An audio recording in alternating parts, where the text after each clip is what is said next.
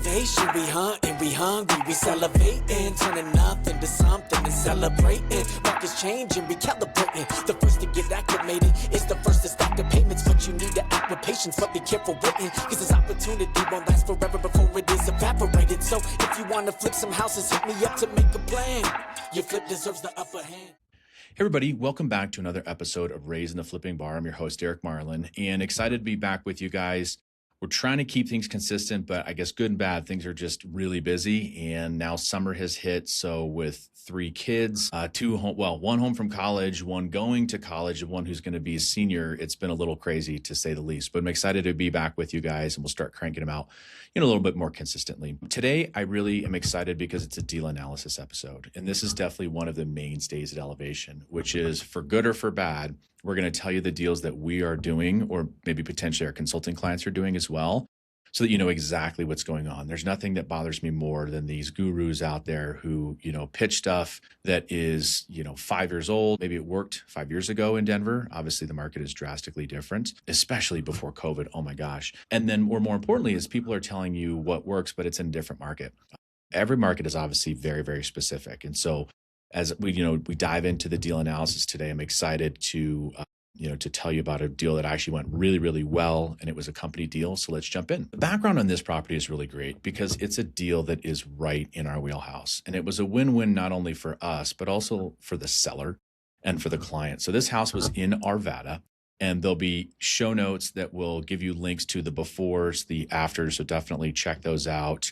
It'll have obviously the property address, which we'll go over here in a second. But it was great because it was not a property that was ready to sell on the market. And, I guess the big question is, most people would say is, well, what makes it hard to sell on market? Or if you're an agent, you're really thinking, well, how do I contact Elevation and get a cash offer versus list my client's house? And here's a bunch of things that kind of came up to me as I was putting together my notes for the show on why this was not kind of your traditional deal that you could list on the market. The first was the adult son of the homeowner had set up the master suite, which was probably mom and dad's, nice, really pretty big bedroom at some point, as like his private gaming dungeon. So there was just TVs everywhere. There was, like Zen packets just spit all over the floors. Like, again, and I'm here to judge. We do hoarder houses, so it's not like it's a big deal to us. But again, through a normal buyer's eyes, that's going to really, be a huge turnoff. The second thing is, and hopefully you've eaten your lunch before the episode or your breakfast or whatever, but man, these toilets probably hadn't been flushed in about 3 weeks. It was freaking disgusting. And part of me was dying on the inside of having, some kids that are in their late teens and early 20s. And I'm going, how do you live like this? I'm sure the person was probably in their mid 20s. The other thing is there's about 4 or 5 assault rifles just hanging out. And I'm not here to, rain on your parade for being a proud gun owner. That's fine. But again, when somebody walks through a house and there's assault rifles just sitting out, probably not the best thing to sell traditionally on market. The other thing is it had another upstairs bedroom, which was turned into a cat gymnasium / pee house because they never use litter boxes. And so there was just cat piss all over the place. Again, no big deal for us. That's kind of our wheelhouse, but that does not look good when when buyers come in and check out your property. And then the other thing is there was a lot of kind of weird DIY projects that had been done that I think the traditional homeowner would look at it and go, oh my gosh, how do I fix this? Or if I do fix it, it's going to cost me a ton of money. In our world, it's no big deal. We just rip it all out anyways, and we put that nice, new, fresh product on the market. So no big deal for us. The other thing is the house had a lot of stuff. So again, doesn't look good when you're showing it, but there were a couple dumpsters that we pulled out of the house. And of course, with our sellers, we just say, hey, leave whatever you want. We don't care. No big deal. And it was insane because when we pulled out the refrigerator, we actually kept the appliances because appliances were only a year or 2 old. They just were nasty. And so we pulled out the fridge because we were painting the cabinets, and there was so much dog food and just filth around there. So it's all about just old school cleaning too. And so I think that's kind of the big takeaway if you're listening to this, whether you're a seller, whether you're an investor, whether you're an agent, is like sometimes things are great to go on market and sometimes things are not. That's why kind of the easy button was the best route for this seller.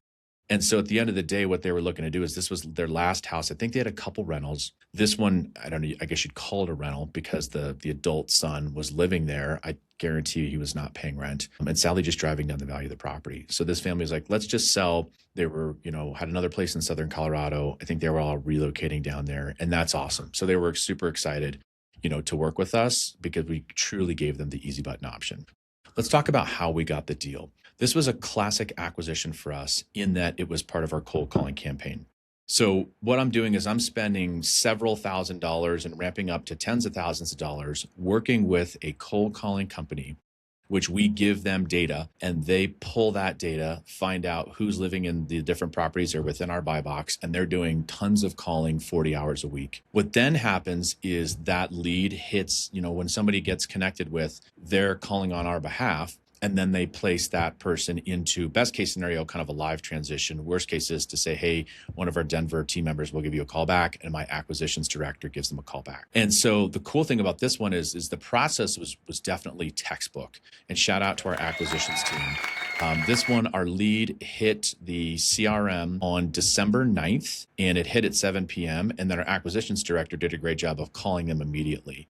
And so spoke to them. I actually listened to the call, so it's cool. We use a CRM called RE Simply, and it's been something we've changed over the past year, and it's really, really been a great system for us. And so I'm actually able to listen in on the calls and do some great coaching and auditing of what's going on our cold calls. So talked to the owner. They said it's not a good time. Said call back 2 days later. Our acquisitions director called back 2 days later, which was great. Had some really good questions. And the big thing is listening to the seller. Because in today's market environment, we have to get to the bottom of motivation.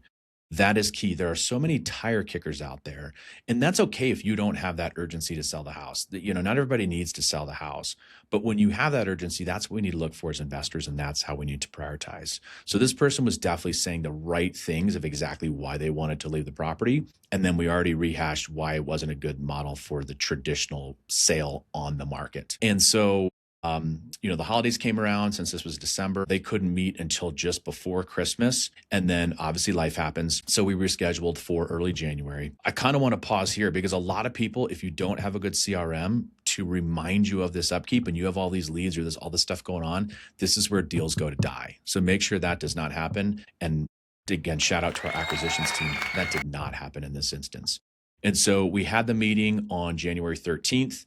I went to the meeting because, again, this was one I wanted to potentially buy as a company flip. Travis, our project manager, went to the meeting so we could budget for rehab, and then our acquisitions director was there as well. So here's an interesting thing. And again, this is where you just stick to your guns. So we were prepared, we're asking good questions. We're building rapport with the sellers when we're at the property. And they said, hey, we've got an offer from Open Door for $575. And Open Door is, back in the day, they actually were buying a tremendous amount of properties. Now I think they just serve as a platform to get cash offers and probably send them to people like me. But they said they had an offer for $575. Well, behind the scenes, I'm thinking that's probably $100,000 over where we need to be. And I think a lot of people would, again, just said, sorry, there's no way we can do that. And then case closed. But what we did is we said, really, honestly, I said, hey, if you have that offer, you should sign it immediately. There's no way that we can come close to kind of retail pricing for a house that needs a lot of love. And so what we found out is that offer was 2 years old. And so I think that's another big learning lesson for you guys out there. And people say, oh, I have an offer. 1, do you have it in writing? And 2, if you do, can I see it? Not a lot of people will let you see the offer, but I would really clarify, hey, has that offer been given to you in the last week or two or handful of days? So again, perfect timing. We had one person even thinking back on another property. I was just in a seller meeting and they were quoting offers from like 2021 and COVID. And again, I was like, that's never the case. Like 5 years ago, my cheesy joke is I had a lot less gray in my beard and I had better abs. So like things change over a 5-year period. So we made the offer at $481,170. We had a 2-day decision timeline and we were under contract the next day. They didn't even negotiate on price. So again, that shows the motivation. We also gave them the data that showed like, hey, here's houses that need a lot of love that are selling for less than $575. So like, we can't pay you that price. So we're always trying to inform sellers and give them the data. It's not just like arbitrary throwing numbers against the wall. And so it was a really great overview of several calls, a couple of rescheduled meetings, sticking to the plan, following up via email, finding that motivation and sticking to our numbers. So once we went under contract, we had our typical roof and sewer inspection. The sewer actually looked good, which was great. We've had a lot of deals recently where, man, the sewers have been bad. The one thing we were very sensitive to is it had solar panels. So we'll talk about that here in the project management section. But the roof overall was in good shape, but you got to have a roofer that knows what they're doing because solar panels You think they'd be great, but they're not always great. So luckily that all checked out. Okay, so let's get into deal analysis. And again, hit the show notes if you're listening to this on the audio while you're driving around in your car. But the property address is 8506 Union Circle, Arvada 80005. So if you're kind of familiar with that part of town, Arvada is a great suburb of Metro Denver. It's on the northern side of Metro Denver. So it's a really nice place where people can actually commute to Boulder and at a far less price point. And it was very close to Stanley Lake. So overall, checked a lot of really good boxes for us. The other good thing is as we talk about the rehab strategy and the style of the house, kind of your classic 2-story house, had a basement, which I love because you can get good comps. There were a lot of properties in the neighborhood that were very similar within a couple hundred square feet. So we have a pretty good sense of what we think we can sell it for once it's fixed up. The other cool thing is this is probably one of the more cosmetic rehabs I've done in, probably a year, which was awesome for speed. So one of the big things that we decided to do was keep the cabinets. And we'll talk about kind of one of the pitfalls that I came across here in a second, but that really helped with the budget. The other thing is the layout was almost exactly the same. The basement was finished. We weren't adding bedrooms. We weren't taking out kitchen walls. The primary suite was great. Like it was just dated and super beat up like we talked about. And so what we did is we went with our contemporary black fixture and finish package. So all the hardware in the property was matte black. And there were a couple cool mixed metals things in there. And for those of you who are saying like, well, what the hell is that? I said the same thing. So my wife, Ann, runs interior design at the company. And what we do is there's times when you can have a different style of metal on the hardware. And so one of the things that we did is the bathtub that was already there, it was in good shape, but we couldn't find the replacement faucet. So we just kind of kept it. And so even though there were 2 different metal colors in the primary bathroom, it looked really, really good. And so we kind of just made sure to lean into that from a design perspective. The other thing about this property is you got to be careful not to overimprove. And so on this one, we were not going for a 10 out of a 10, full gut, full remodel, max resale price. We were kind of going from an 8 out of 10. So we inherited probably a 4 out of a 10 for it being pretty beat up, and we were shooting for an 8 out of 10. So again, we used a lot of those same common elements from our fixture and finish package. So don't, just rinse and repeat when you can. What we ended up doing is there was a couple little minor changes we made just to kind of, because again, that master suite was in pretty decent shape, just really weird and kind of dated. And so from a design perspective, we really centered it around 2 things. We centered it around the kitchen and then the primary suite, which I think really are, and data shows us, are the 2 most important aspects for a home, probably closely followed by the exterior of the property. And so we use those 2 areas. Again, we were on a pretty tight budget. Shout out to Ann. She did a great job with our interior design. And again, it probably wasn't as high end as she typically wants, but it's all about putting out a great product at that right price point. So it looks different from the competition, but you don't blow your budget. And so, 2 really nice bathroom remodels, they definitely go a long way, which is awesome. So we really redid the primary. We redid the secondary bathroom upstairs. So we had 2 great bathrooms that the majority of the family was going to use. The bathroom downstairs actually wasn't that bad. So we did a little spruce up, but nothing crazy. And then we also leaned into, in the primary suite, they actually had that classic black and white little hexagon tile, I should say hex tile. And so we leaned into that. So Ann ended up picking out a cool black accent color for the wainscoting, which is something that's on the walls. It gives it a nice design look. So we painted that. We matched the kitchen cabinet paint to the master vanity paint. And so that was cool. We kept the exterior because, again, overall it was in pretty good shape, but we definitely did some touch up. And I repainted the trim on the front of the house because you want that great curb appeal. So that was something that was really important. So when we started this project, we had a total rehab budget of $55,000 and a 10% contingency. So roughly all in for $60K. And the cool thing was, shout out to our project manager, Travis, our end rehab budget was $59,739. So Travis did a great job. So we were all in just under our budget and our contingency. And what I want to talk about now is change orders that are either forced upon you or you can be selective.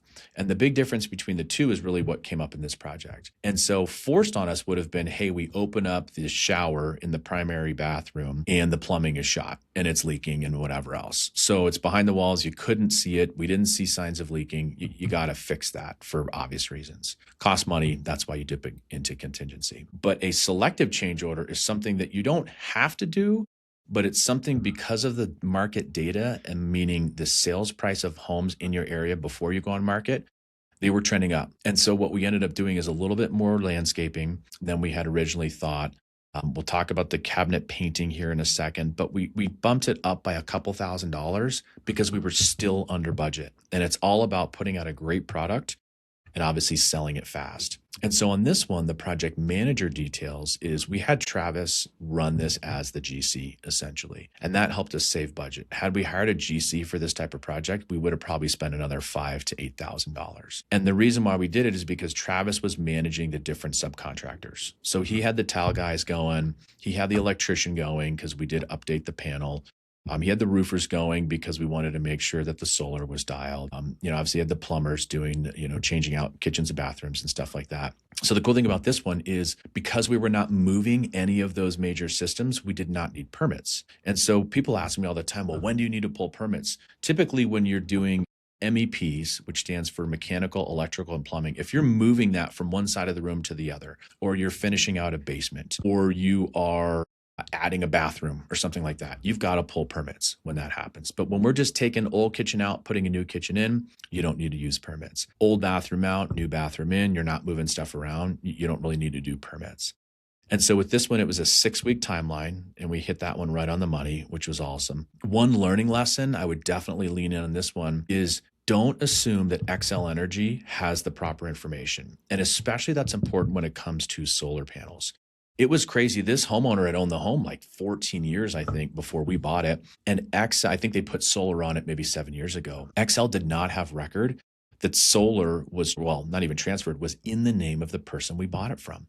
And so it was a hot mess. Had this been a super cosmetic flip where we were just going to do carpet and paint and put it back on the market, it probably took Travis a month to get through to the right people at Xcel and to get the power changed into our name appropriately and then tie in the solar that we were the new owners. So again, it was a hot mess and not saying anything people don't know, but Xcel sucks. I'm sorry. It's a freaking train wreck. So give yourself time. Make sure that you've got all your ducks in a row. The other thing is, as a side note, I'd almost just call this a flip tip. We will never buy a flip property unless the solar is paid off.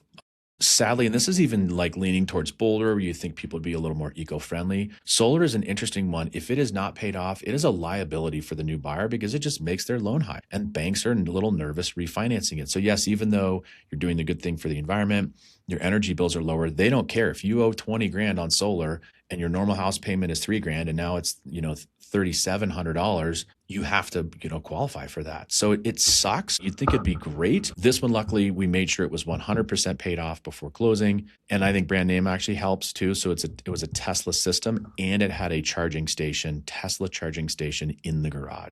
So those actually ended up being, I think, pretty good sales, overall benefits for our new buyer. But just be careful on solar, you guys. I want to talk about a fun little twist that we had on this project.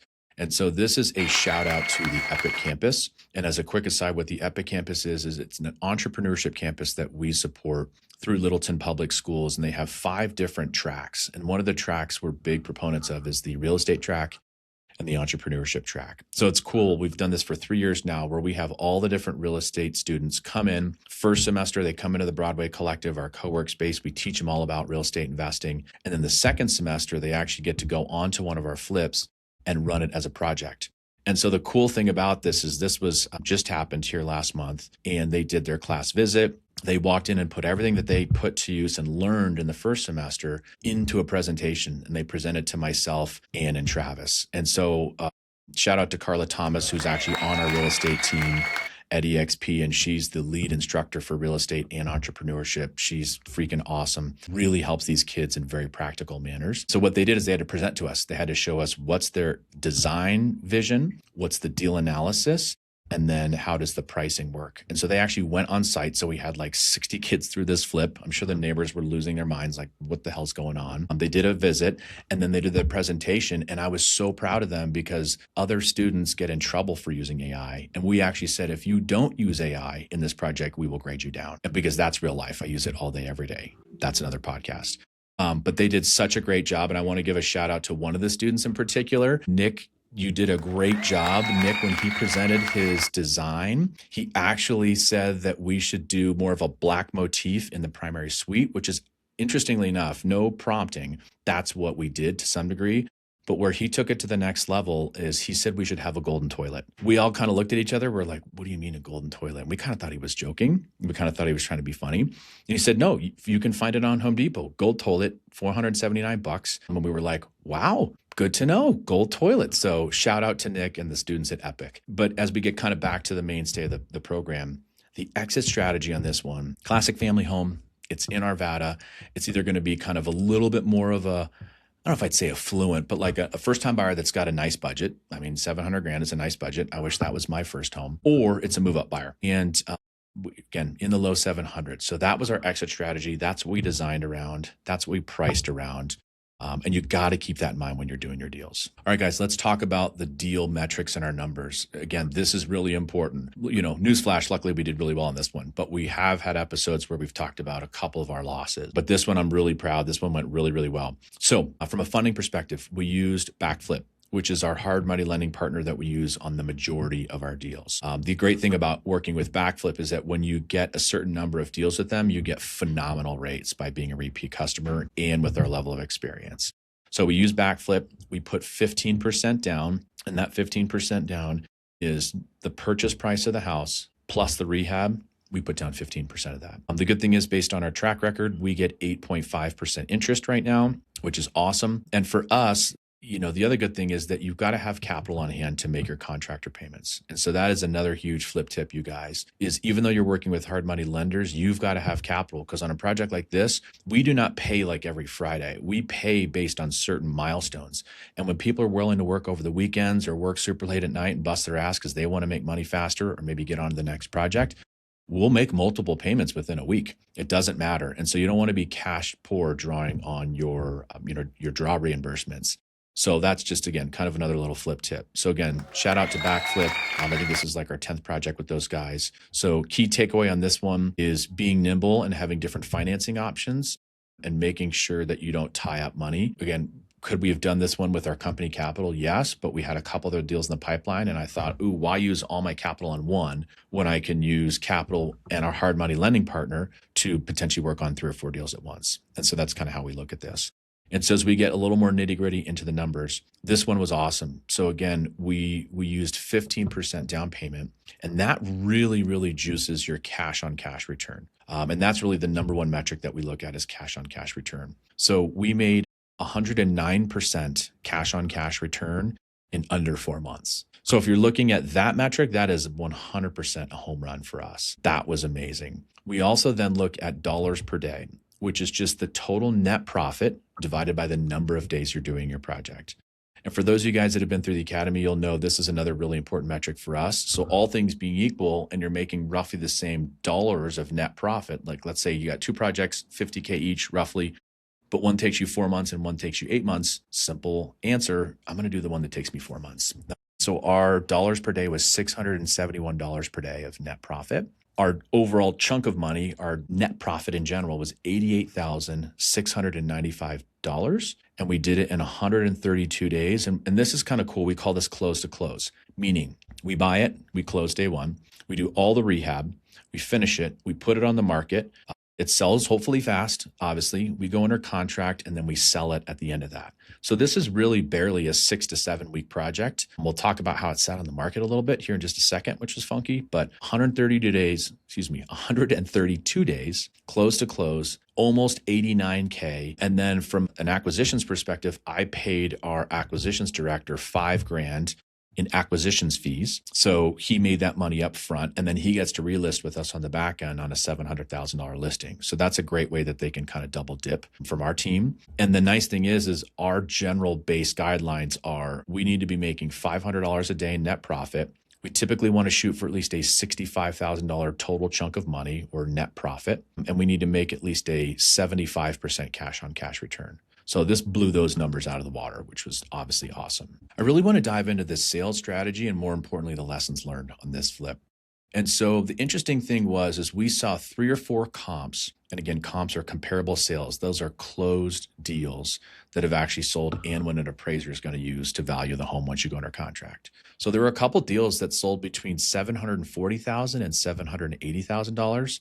They had slightly larger yards, but they were within maybe 100, 200 square feet in size. And maybe one of them, if memory serves, was a little bit more of a classic looking brick 2-story. Ours was a siding property that was 2-story. So when I did the deal, we had not seen those sold comps. And my original ARV was to price it at $685. But again, once we were halfway through, we saw numbers really trending up pretty quickly. And so I thought, okay, 700 is safe. And we made those strategic change orders where I spent a couple grand more thinking, okay, I underwrote it, buying it and selling it at 685. I think we're safe at 700. So we spent a couple grand. Then I looked at those 740 and 780s and I was like, dang, I really think 725 is realistic. We consulted with our broker, asked a couple other folks, because again, it's not my opinion. It's not like what you have in the deal or what you want. It's what the market will bear. So we did end up pricing it at 725. And to me, the true sign, if you are priced correctly, is do you have showings? And we crushed it. We had 37 showings in 3 weeks, but we didn't have a damn offer. And so I was like, this is insane. So again, instead of sitting around crying over spilled milk, saying, oh, I can't believe it, blah, blah. Again, time is money. On this one, I'm paying like $3,800 a month in interest. And so I immediately cut the price to $719,500. The only consistent feedback on those first round of showings, 5 of those people said, hey, the backyard's a little small and the cabinets felt a little dated. And so I said, okay, let's do this. We paused showings for a week. We then had our agent call back all those people and say, hey, great news. We're actually going to be doing a slight price reduction. And if you want to go under contract, we will let you pick the color of the cabinets. And to me, that would have flushed out a truly legit buyer. What it told me was we just had a bunch of tire kickers that were out looking at houses, and that's fine because nobody said yes. And so I said, great, let's still paint the cabinets. And I would have done non-refundable earnest money had somebody said yes, because I can't just change it back and I have to repaint them a third time. So we painted the cabinets. We spruced up the yard a little bit because we thought we were going to be selling in wintertime. We didn't have a winter in Colorado this year. So the backyard didn't look that great. So we kind of did some landscaping and yard work when we put it back on the market. And then we quickly went under contract within 3 days at that $719,500. The crazy thing about this house is we went under contract. And then 3 days later, the agent told our listing broker, hey, they're going to go see it with their grandma. I'm like, okay, great. I hope grandma likes it. Well, they terminated the next day. And we found out why, and it was because grandma said, and I quote, the house isn't good enough for you. And so pardon my French, but fuck you, grandma. Like, this is insane. I don't know why somebody would say that.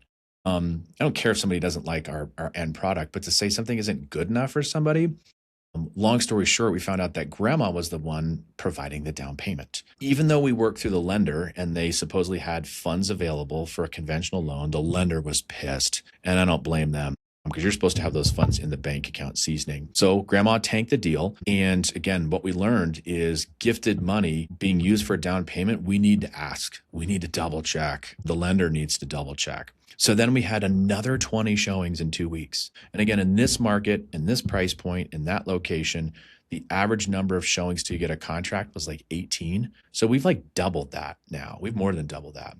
So I said, screw it. I cut the price to 700.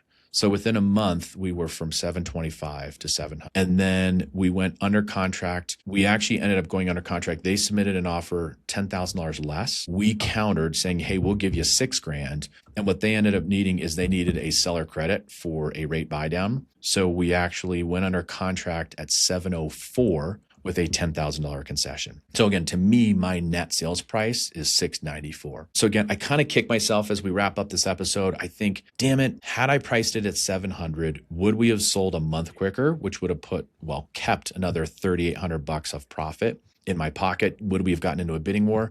I don't know.